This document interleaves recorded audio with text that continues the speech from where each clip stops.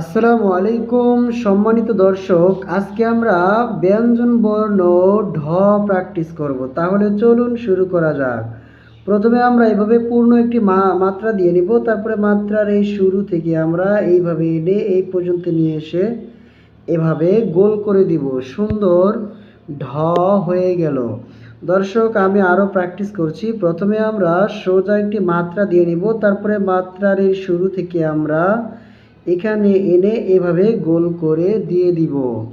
সোজা একটি মাত্রা দিয়ে নিব, তারপরে মাত্রার এই শুরু থেকে এইভাবে এই পর্যন্ত এনে এখানে সুন্দর করে গোল করে দিব।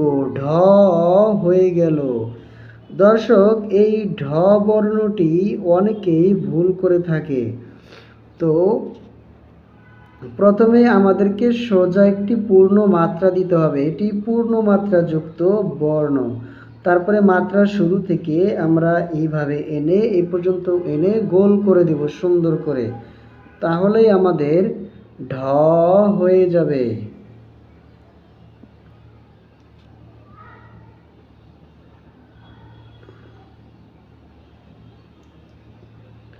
দর্শক, আজকে আমাদের এই ঢ বর্ণ পর্যন্তই অনুশীলন ছিল। দেখা হবে অন্য কোনো ভিডিওতে। সেই পর্যন্ত ভালো থাকবেন।